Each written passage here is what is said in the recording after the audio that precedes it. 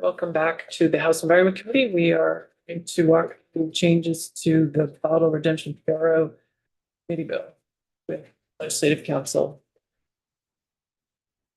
Good morning, this is Mike O'Grady. Much of what I would walk you through is what I've already walked you through. And so I'll probably, if the chair doesn't mind, just kind of do a general, like, this is section 1. You want to talk about this is section 2. Okay. But there's highlighted changes. There are highlighted changes. They haven't changed since yesterday. I know Matt emailed me and said he had a couple of tweaks, but I'm in 5 committees on 9 bills today, and I have a bill on the Senate floor, so I haven't had a lot of time to process this morning. So section 1 is the creation or the amendment to the beverage container redemption system. The definitions change is really not about scope. It's just clarifying in the definition of container that effectively every type of material is going to qualify as a container. And there is a size limit for carbonated at 3 liters. So that's really the definition section. At the top of page 2, the repealed biodegradable material, we're repealing it here, or it was already repealed?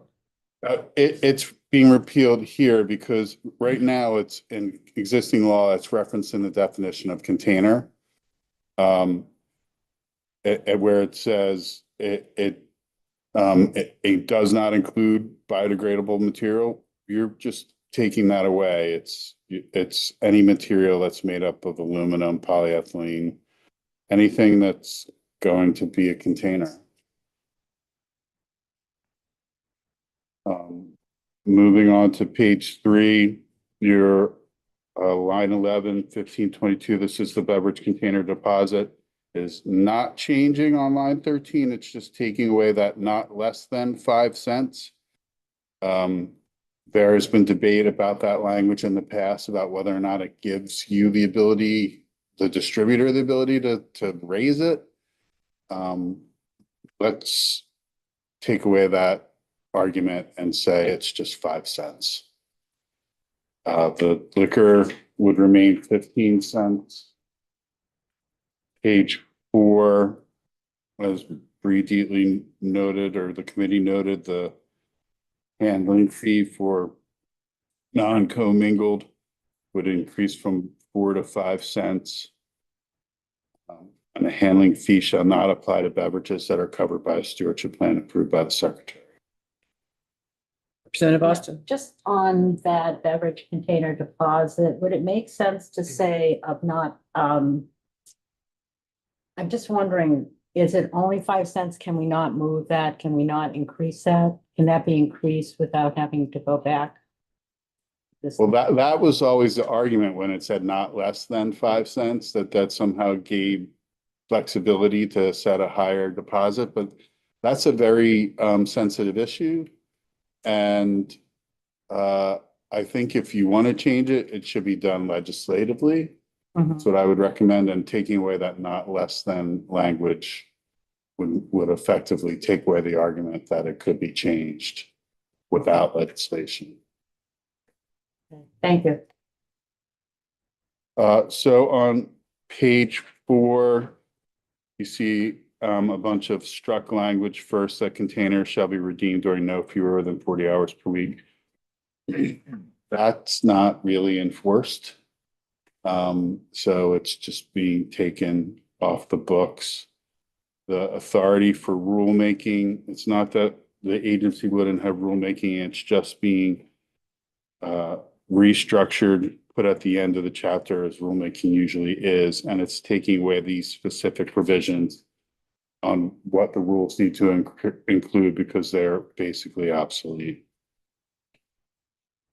And then on page 5, line 5, you have the provisions about acceptance beverage containers.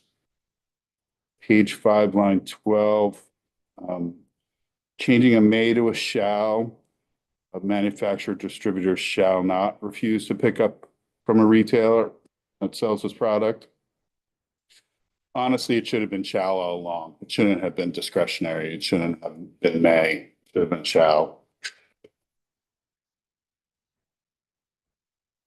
And at the bottom of page 5, the retailer may refuse to redeem, taking away that the fact that the secretary has to have prior approval. There is an actual rule where A&R sets out conditions where you can get an exemption or a waiver from redemption, taking that away.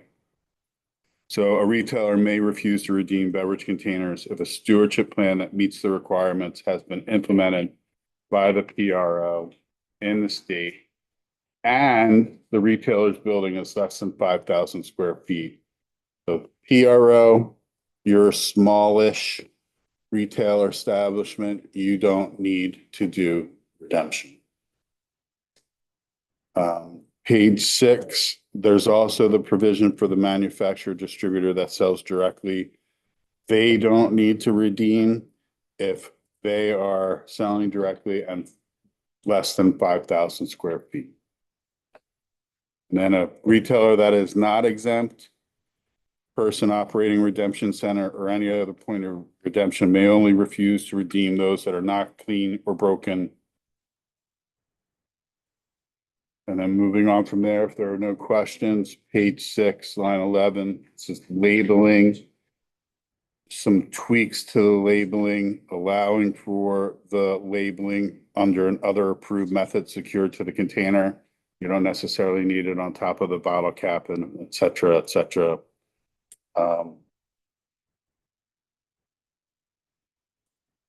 I think there's a technical tweak on page 6, line 17. Refund value of the container. It says one of the following. It should, I don't think the one of the following should be there. I think that's a vestige. It should say in the refund value of the container in not less than 1/8 inch type size.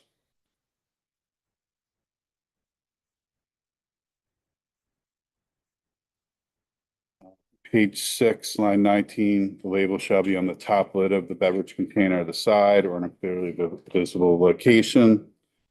And then that brings you down on page 7, line 11 to 13. This is the requirement prior to the PRO and the stewardship plan that every beverage container sold or offered in the state shall contain a UPC and a barcode displayed on the container.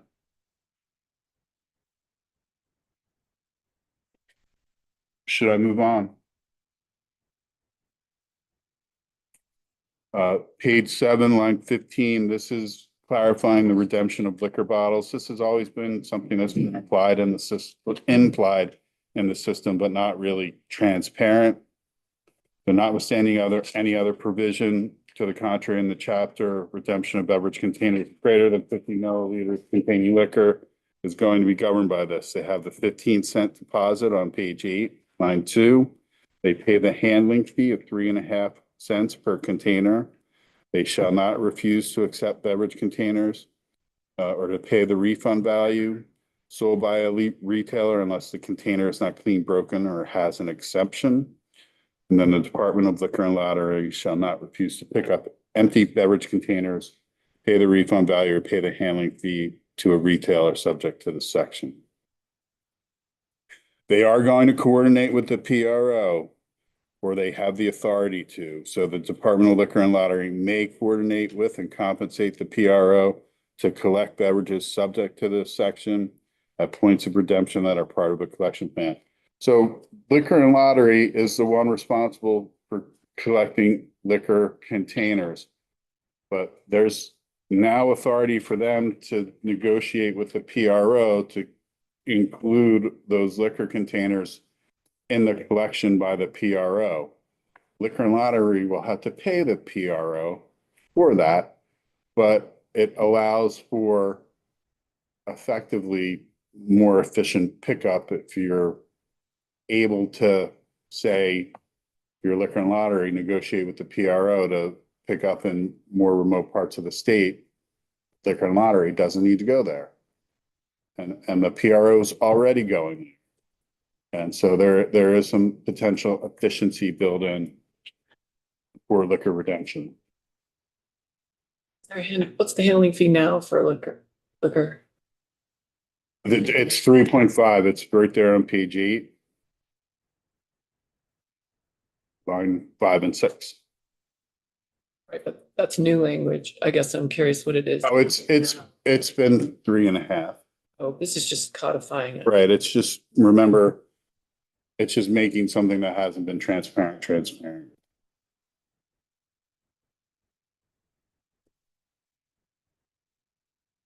On page 9, the liquor and lottery will be subject to the redemption goals, which have been reduced to 2 years or 2 targets. And beginning January 15, 2017, they annually report to A&R the amount and tonnage of liquor bottles collected in the previous calendar year and the redemption rate for liquor bottles in the previous calendar year. Page 9, you have the redemption center certification. Person operating center shall obtain a certification. That's really only effective until you have the PRO. That's also something I need to talk to Matt about. In previous versions of this draft. The redemption center certification was repealed once the PRO was set up. I don't know if they want to keep the certification. Right, so that needs to be clarified.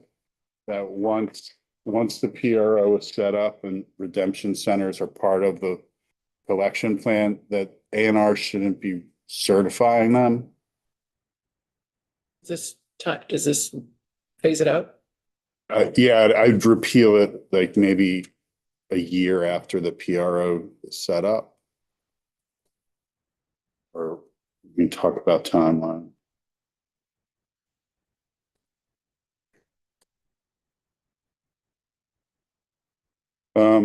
Moving on, page 10. Line 4, this is the manufacturer has to participate in the PRO. You cannot sell or distribute a beverage container in the state without participating in the secretary approved PRO. And then on or before January 15, 2027, that should probably say the manufacturers or distributors shall apply to the secretary to form a PRO.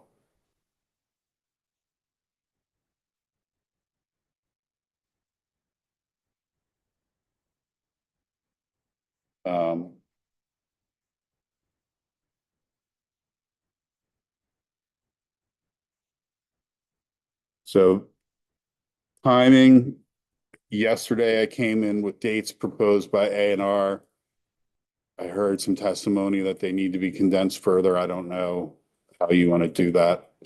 But moving on, the secretary may approve a PRO for 10 years, up to 10 years. It has to be the nonprofit, page 10, line 15 to 16, 501c3. It has to have the capacity to administer the plan. It can't create unreasonable barriers to small manufacturers. Page 11, line 3, after approval, they have to maintain the website of all the manufacturers and brands that are covered by it. And for each beverage container subject to the plan, they have to have the UPC and barcode. If they fail to implement the requirements of the chapter or an approved search plan, A&R may dissolve it. And then page 11, if no PRO is formed, A&R can form its own plan, administer it, and charge the manufacturers and distributors the cost plus 10%. And then that 10% would go into the solid waste management assistance account for providing grants to develop markets for recycling material. Representative Austin. Yeah. On page, line 21, does unreasonable need to be defined, or does anybody see something? I mean, that's a good question, but I will say that language is in pretty much every EPR program, that unreasonable barrier language. And so it hasn't been defined in other programs, but it has been implemented. And I think at this point, A&R knows how to effectively enforce that requirement. And then I had a conversation with Matt Chapman this morning about questions that were raised yesterday. And he's gonna work with you on, like, how does the stakeholder group engage with the PRO? Sort of some clarifying language, and then the idea of fairness of compensation to the existing redemption centers. Okay. That came up. We haven't quite gotten there yet, but I understand. And I'll point it out where I think it would go. Page 12, line 3, the PRO reimburses A&R for its cost, A&R's cost. Unlike other EPR programs where there's a set fee, annual fee to A&R is going to require reimbursement. And there's a process for that on page 12, line 6 through 18. Manufacturers and distributors of liquor are exempt from the requirements of the PRO. That's because effectively Department of Liquor and Lottery are doing it for those containers. Page 13, this is the stewardship plan minimum requirements honorable for January 1, 2028. The PRO submits the stewardship plan to the secretary. Shall at a minimum meet all of the following: convenience, so at least 3 points of redemption per county, at least 1 point of redemption per municipality with a population of 7,000 or more persons, that provides immediate return, and how sites of redemption are or will be sited in those high population density or located in centers designated under the designated downtown. That was a question that came up the last time when you did this bill out on the floor. What if you're in a town like Northfield that doesn't have 7,000 or more, but it's still a fairly densely populated? Shouldn't there be a collection center there? And so that's what sub C, page 13, line 17 to 19. Then you get to fair compensation. This is where you would add any tweak to that. Right now, it requires the PRO to describe how all locations that redeem beverage containers are fairly compensated for their participation. There's no more floor. You used to have a floor in there, but no more floor. Again, there shall not be barriers to participation in the collection program for redemption center, except anything that A&R allows. They describe how everything's going to be sorted and disposed of. It will maximize the use of the existing infrastructure, but it doesn't mandate that. There are collection location standards, basically where there's going to be expeditious redemption service, where it's going to be sufficiently secure, lighted, and managed, and where it's going to comply with all applicable laws. Page 15, as with every EPR program, there's an education requirement for consumers. They don't know how to use the system unless you educate them. And then page 15, line 4 through 8, this is where consultation with the stakeholders. This is a question I raised for you yesterday. I didn't know if you wanted tweaks to this. But if you do, this is where it would be. Yeah, and actually the fairness of, it says it in there, the plan will address fairness of compensation earlier in this same section. Yep.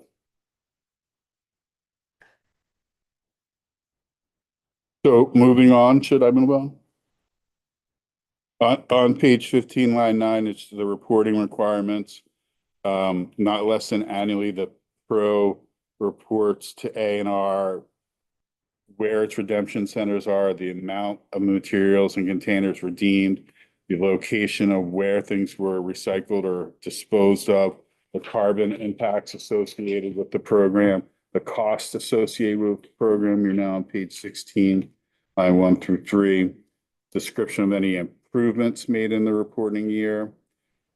Page 16, line 7, efforts taken to reduce environmental impacts. Page 16, line 10, efforts taken by the PRO to improve the environmental outcomes. Page 16, line 15, a description and copies of educational materials, and then any other information required by A&R.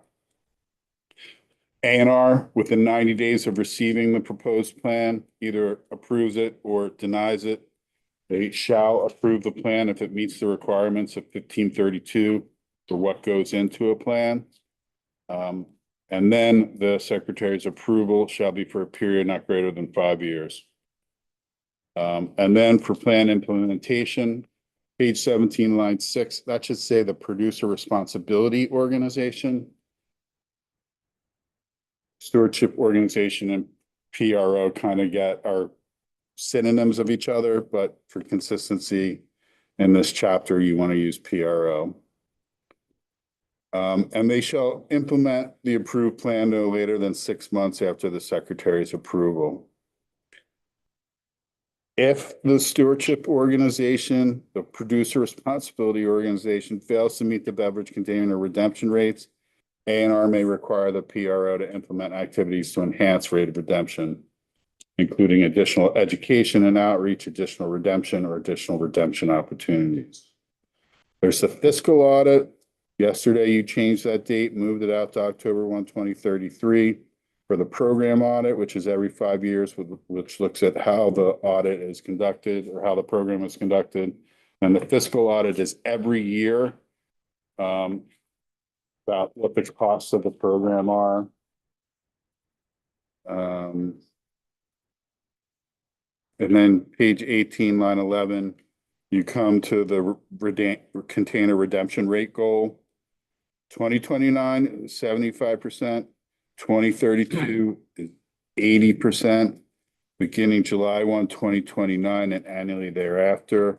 Can I just interrupt and ask Matt, if you know the current redemption rate? It's around 72%. Thank you.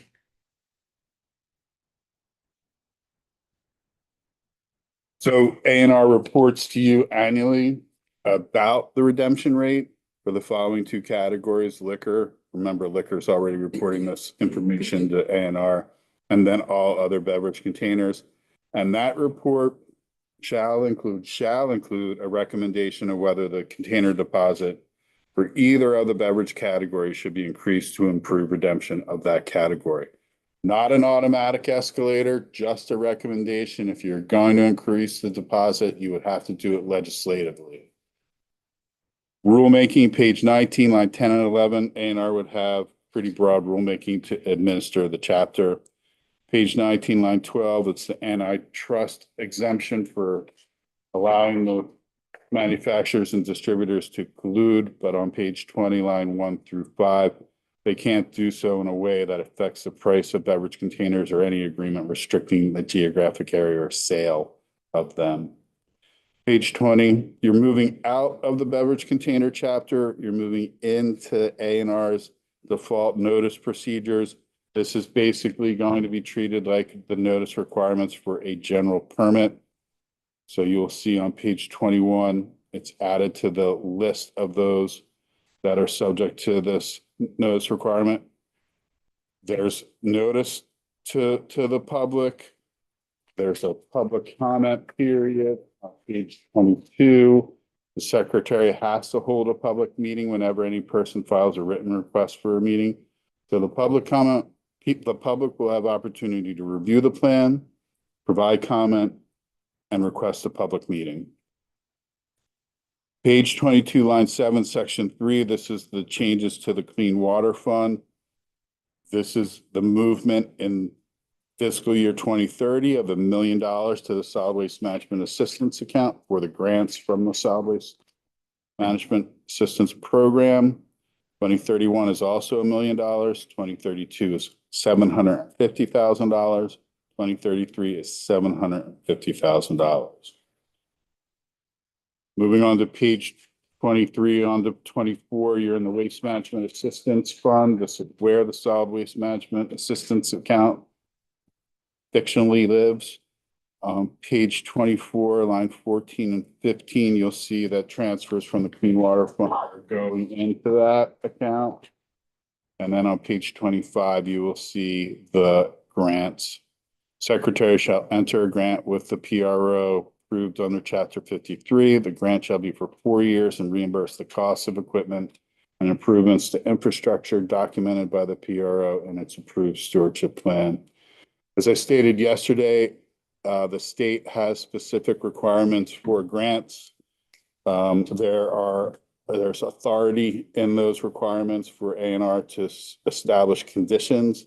One of those from this language would be that it would be a reimbursement program and not an upfront pay for the cost of the program.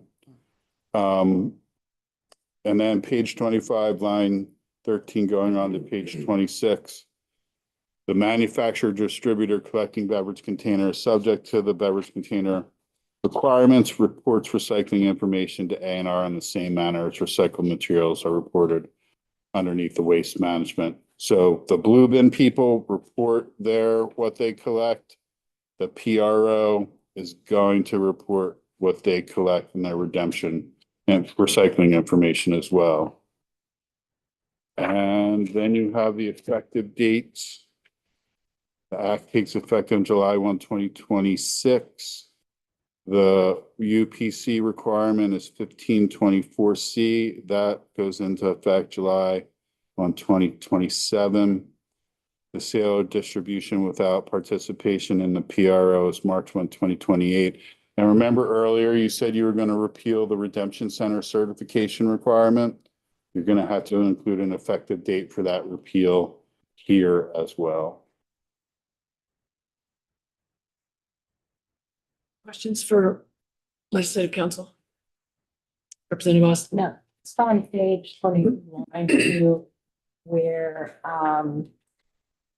the secretary, has to hold a public meeting whenever a person files a written request. Does there have to be any merit to that request? I mean, No, I mean, it has to be about the plan, but, I mean, they couldn't say, we want you to hold a meeting about the catamount, I know, but it would have to be more specific, right?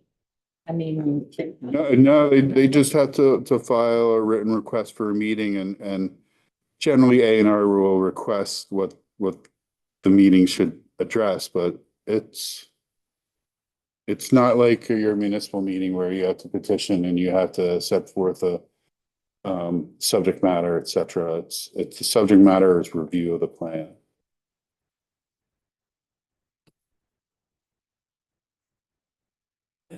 Thank you.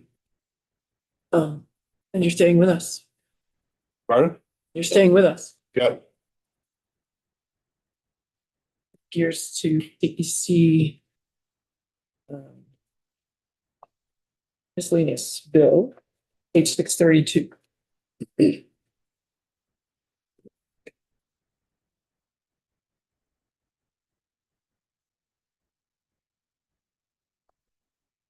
Yeah.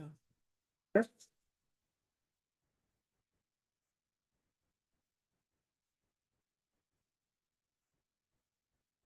Same thing? You need a break?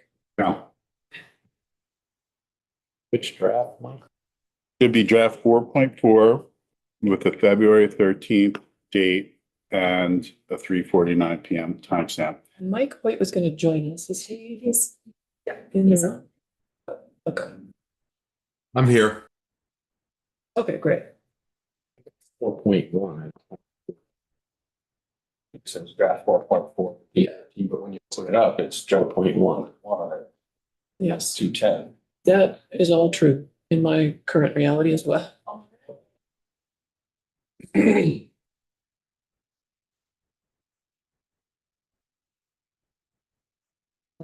You may. what happens to these sheets? What happens to the money that went to the water fund? Is that? That's at the end of the bill we just walked through. It's a request to divert some of that for Okay. years. I was trying to find it, but, Just at the end of okay, that bill, which is a good reminder why we are gonna try to vote that bill out tomorrow, because it has a journey to make through the building. The other 22 20s and 23. of money committees need to review it. Well, Kat told me to send the new draft this morning and I told her I didn't have a new draft and apparently. I didn't send a new draft.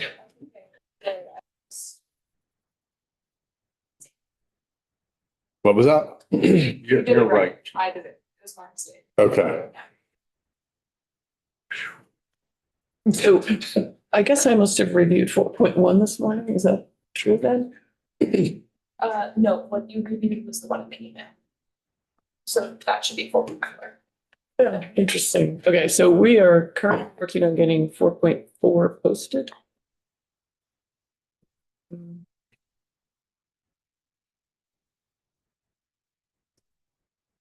Okay. How are you? So, while Mike Hoyt's joined us by Zoom this morning, I did ask committee members who might be interested in presenting this bill on the floor, and Mike, we were just, are you interested in doing that? Yes, I am. Okay, great. That's great. So thank you for that.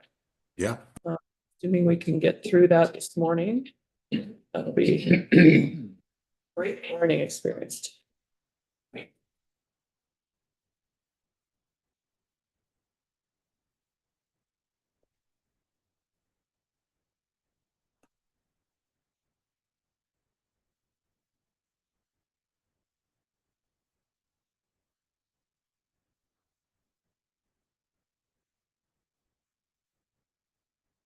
So, Michael, maybe together we can just sort of let the committee know the changes that we did make. One is that we don't have a final agreement on the fire extinguishers, so we are taking that out. Remembering that, I think I'll speak for myself, but I think we found there's compelling reasons for them to perhaps be accepted, but the Agency of Natural Resources and the solid waste management districts and the industry need to come to agreement, and that this bill is at the beginning of its journey and has to get all the way through the Senate process. So hopefully they can come to some agreement there. Additionally, we have included a change that acknowledges dam removal as an option that the restoration folks have asked for, and the agency has agreed to some language that'll be reflected in this draft, but not the pursuit of a restoration permit in this DEC miscellaneous bill, but a commitment from the Agency of Natural Resources to move that forward in a way that they're talking to the folks about it without adding to their short-term stress part of it. And then we do need to come to resolution on the request to change the jurisdictional threshold for stream alteration permits. So that's the biggest outstanding thing that I am thinking of right now. So hopefully now we've gotten to the latest draft being posted. It's urgent and draft, so try to take them both down. Sorry. Okay. Can we just email? Well, yeah. Not a good idea.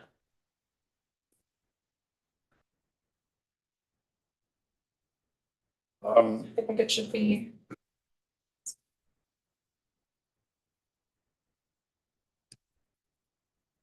We're looking for a draft 4.4.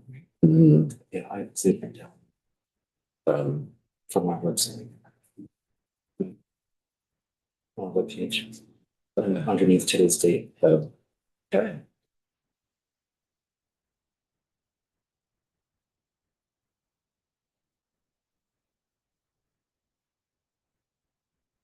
Okay, it's confirmed it's there, yeah.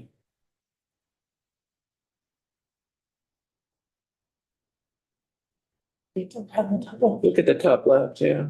It's Okay. 2:13. It is there. Thank you, Kat.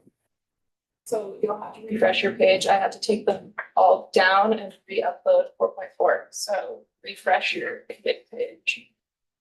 And then it should be right on. Sorry about that. Would you just like me to focus on the sections that are still at issue? So you can go to page.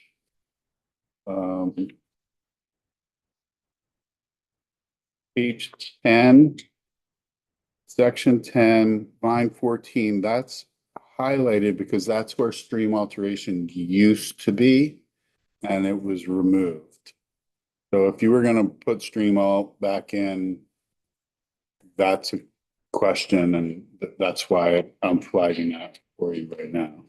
And all the other section numbers are also flagged because they changed because of the removal of the stream alt language. Oh, yeah, mine still says 4.1. Yeah, I So don't think we still refresh while the you have PDF to is refresh showing. the page. While the PDF is actually showing. I mean, I closed, refreshed, Oh, and did good. everything. Yeah. I just, yeah. oh, so Yeah. you have the PDF open and then you hit refresh. I'm not sure. Easier. Yeah. Usually. But it worked. I got it now. You refresh the PDF in the window. Or in the tab. That's weird. This is Yeah. weird. I've never seen. Okay, so I don't know, anyone that's watching online, The what cat. we are doing is refreshing version 4.1 becomes 4.4. Apologies for any confusion. We will figure it out, but for now, hoping everyone has access to draft 4.4. And going to page 10. Page 10, line 14, this is where the stream alteration language used to be. So if you're going to continue that discussion, this is where it will be reinserted. In this draft, all the section numbers are highlighted because you removed two sections on stream alteration. So, I think committee, we need to kind of have a discussion now about this. And so the request was made by the agency to go to kind of a higher threshold for staffing purposes. They heard from the environmental community and they reduced it down to 0.25 square miles from a request to go to 0.5 miles squared. And we had discussion about the ecological, justifications for that versus the reality of limited staffing resources. And it's a policy decision for us. How do we want to address that concern?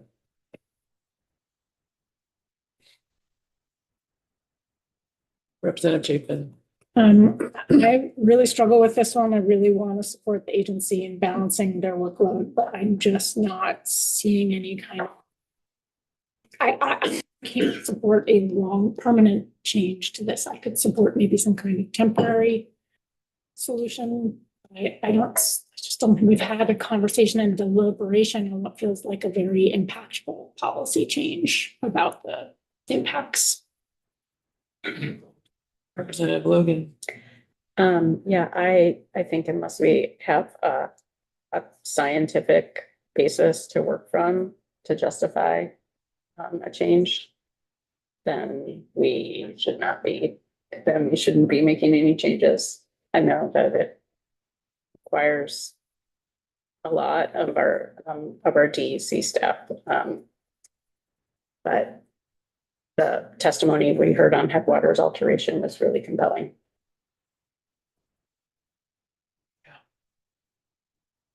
Representative Tagliavia, the North. Since the DEC, I believe, does science, I'm willing to go with their recommendation.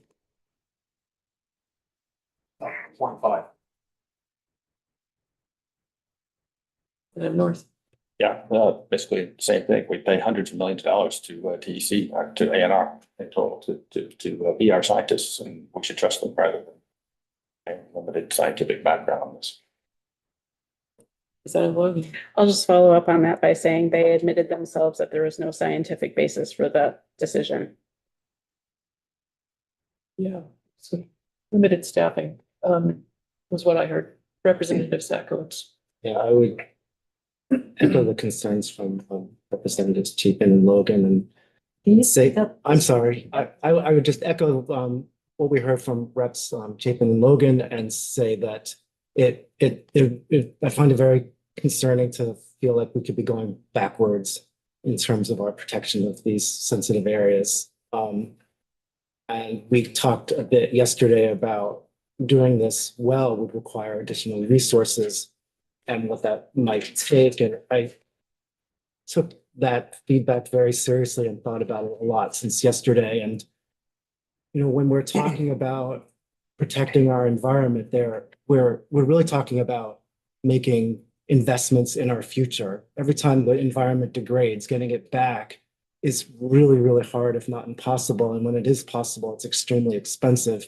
It's almost always better to avoid impacts to begin with and to make sure we're doing things right. So if we really want to be fiscally responsible off into the future, we should be spending the money now to do it well. I understand that money is currently not in the budget, but we should be working towards making it so. And I understand that there are concerns around the burden on ordinary Vermonters in terms of what we're paying to have this done. But I would say again that, when we're talking about the context of our entire state, we're not talking about really large quantities of money, and the value that we get for spending this money is really, really large. So I would really like us to not go ahead with changing the threshold for jurisdiction. And I guess I would add, the ecological impacts are significant and important, but the downstream effects of affecting people who are in flood prone areas and exacerbating those is also a prevention affordability issue. I mean, the way I see it is protecting folks in harm's way is way better than fixing problems after they've happened, which are way more expensive. And I have heartache over this choice. Don't think we need to be in this position, but we are. Representative Talavia. If we're concerned about protecting people in harm's way, we need to also be protecting them financially in that kind of harm that we're going to be doing as well. Representative Louie. Yeah, I'd say the protection that we're asked, the cost to Vermonters of the protection that we're offering through this program amounts to a couple dollars a year per person in the state. And we have experienced 2 years in a row of $1 billion worth of flooding damage while we have a federal government that is failing to fund FEMA. So it would be an absolute abandonment of our duty to protect Vermonters, I think, to not invest in protecting our headwater streams and making them less effective ecologically.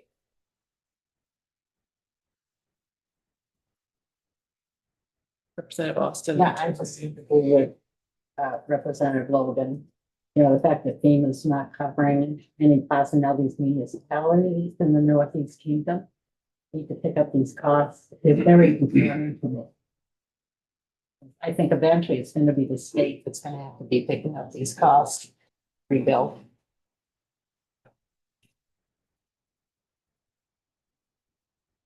Representative Morris. Sure. Thank you, Madam Chair. It's probably me, and I'm gonna blame it on me. I'm a little confused as to what we're talking about. The agency recommended changing, I think it was the 10 square mile down to 0.5. Is that? No, we have all perennial streams right now are jurisdictional, and they were recommending reducing that to 0.5 miles square. Correct. So the agency was recommending the 0.5 square miles. From all streams being jurisdictional to fewer streams being jurisdictional by putting a watershed size limit on them. And I would like to remind the board or the committee, and I'm sure you're all well aware of it, none of this legislation is going to predict or prevent the next storm that comes in. We could have a storm tomorrow. And what's the agency's recommendation? I'd like to let them make the recommendation and run with it. Representative North. Yeah, the fear mongering that we're doing here is a complete red herring, has nothing to do with what we're voting on here. We're just trying to clarify the jurisdiction over when they have to actually go out, do something. It's nothing to do with just the size of the watershed. It's not changing. The watershed is still the watershed. Wherever the water's still gonna flow to where the water's gonna flow, regardless. The jurisdiction that we give ANR to go out and fire a permit. It's a red herring, I'm talking.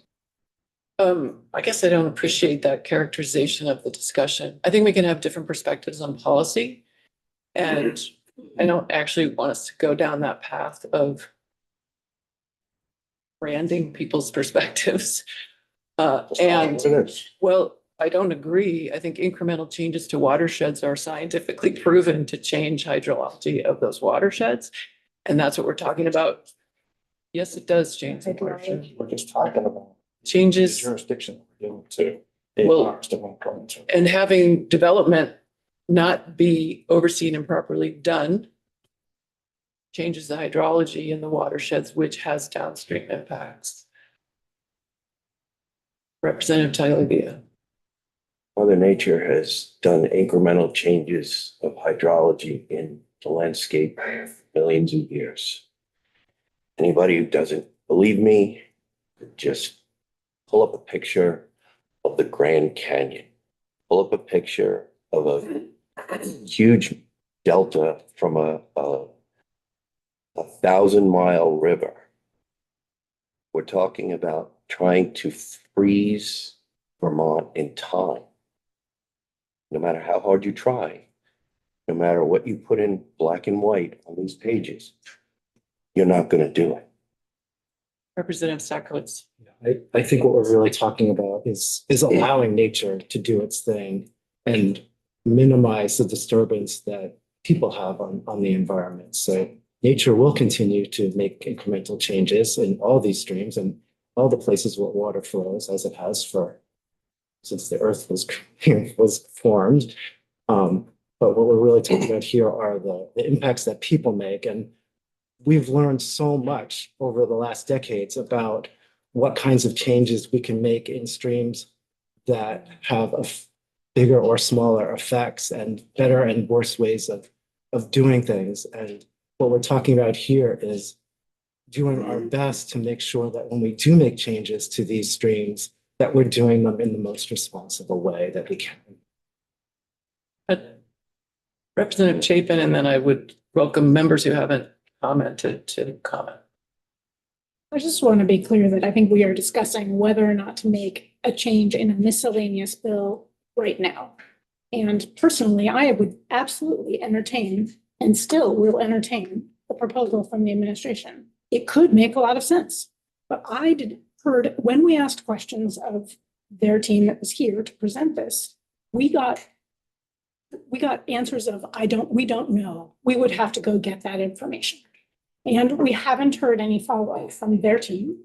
And when we asked the environmental community if they were concerned, they said, absolutely yes. At the 0.5 threshold, we have grave concerns, and at the 0.25 threshold. And I haven't heard a lot of convincing arguments on either side, which to me says, A, this is a big policy decision where the stakeholders do not agree. And thus, I'm not sure it should be in a miscellaneous bill. You know, I would need a lot more information, period, one way or the other. So I just really don't think that if we're debating the policy around the table right now, then maybe that's a sign we're not ready to make a decision and it shouldn't be in a miscellaneous bill. So I'm advocating not against their proposal, but just to find more time and ability to have a really deep discussion on this before we make any permanent change. I would have happily entertained a temporary change. I like that. I'm sorry, you like? I like the pause button. Mhm. I'd rather see more information coming from both sides. But I also want justification of the dollars, how they're spent. I'm a no, get more information. Okay. Representative Hoyt has his hand up. Thanks, Madam. Thanks, Madam Chair. I appreciate what Representative Chapin just said about this being a miscellaneous bill and whether it's appropriate to have something like that in a bill of this nature. I understand the staffing issues, but I think, you know, if there's a staffing issue, you deal with it by increasing staffing.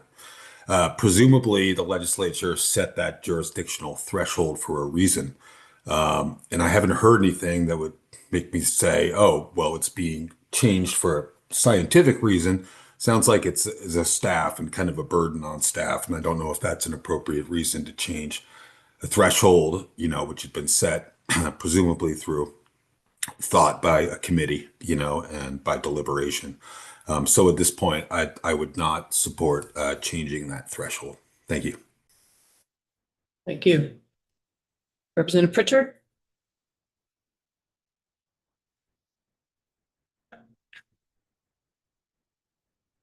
What I see, and I see it frequently occur here, is we have folks that we entrust to do a job. They're tasked to do it, and they're in charge of doing it. And I see time after time where they're either left out of the loop, not consulted, or just their opinions or what they bring forth are just disregarded. And that's all I'm going to say. But I've seen it with the DEC, seen it with the Fish and Wildlife. I mean, these are the folks that are in charge. These are the folks that we trust to do this. Their opinion weighs, to me, heavier than this committee.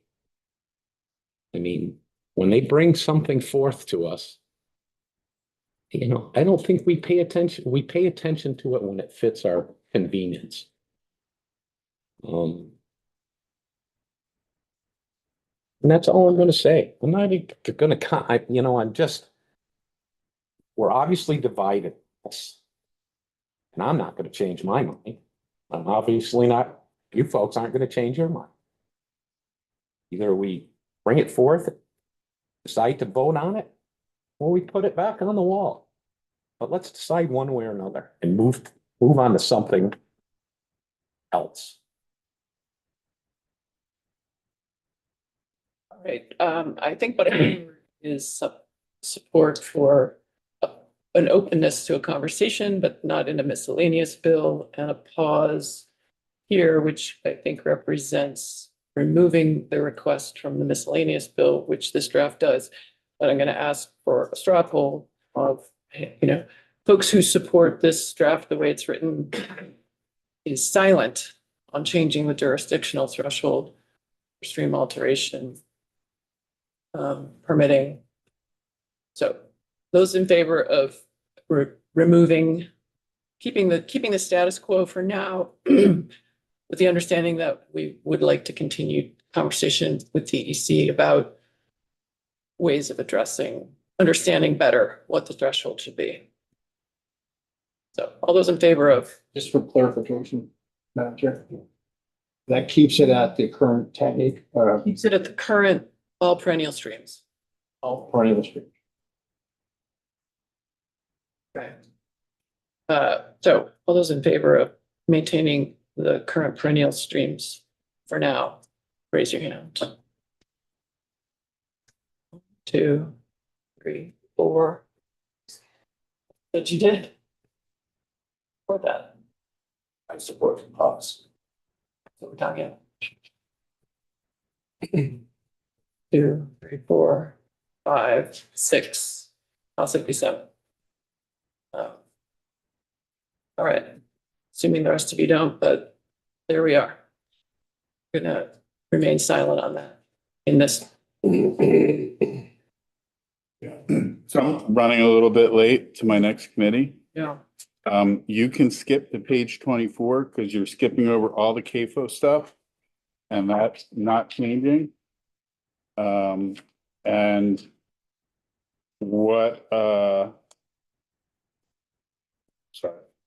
what is new language is the dam removal public good.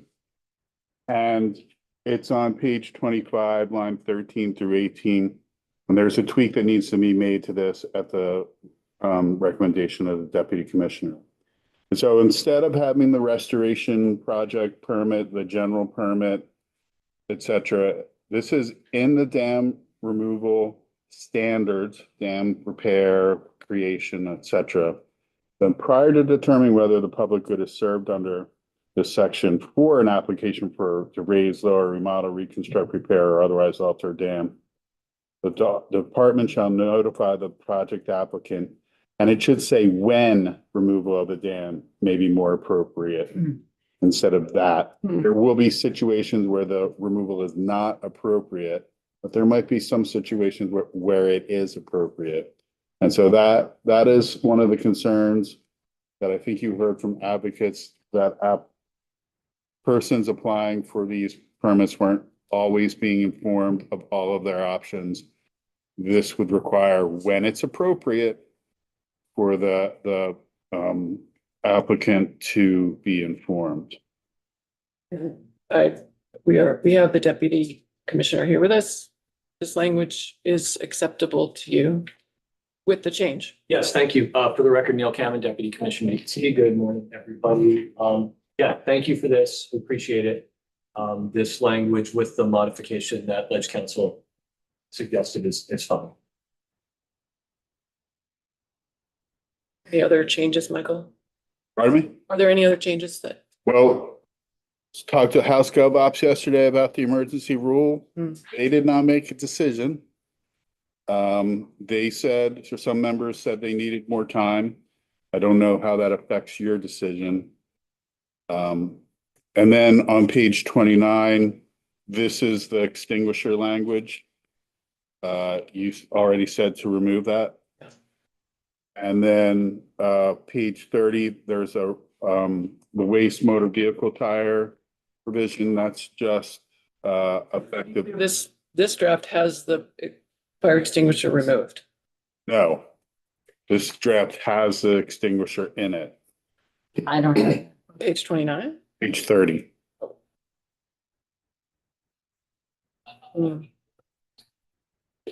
Oh, I see, on line 4. Yeah. Yeah, we need to remove that. But then A&R is going to report back to you with a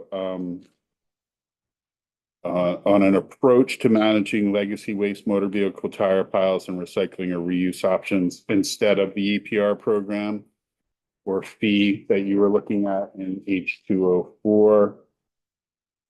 And then the last section is the emissions repair program, which I believe you already voted to include. Yes, with the proposed language. And so that is the bill. Okay. Thank you.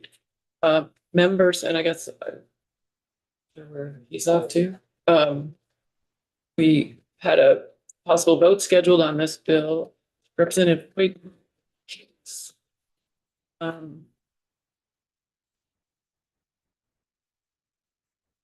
Via Zoom today. Are you able to be with us another time, or is this the time that you would be available for us?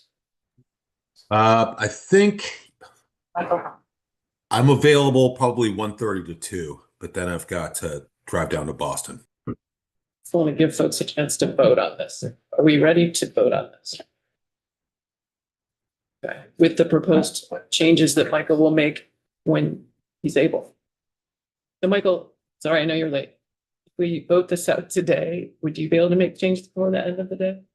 The ones we just talked about? Yeah, I can have a draft back in here for 6:52. Yeah, 1 o'clock. I can have a draft for you then. Thank you. Okay, and Representative Hoyt, you'd be available at 1:15? Or I can make it at 1:15. Also, we can entertain a motion now to vote it as amended. We would need to walk through those, so just whole sections. just one whole section. I don't know. I guess I would just definitely want to walk All through. right, so we'll reconvene and schedule a vote first thing this afternoon with the changed draft.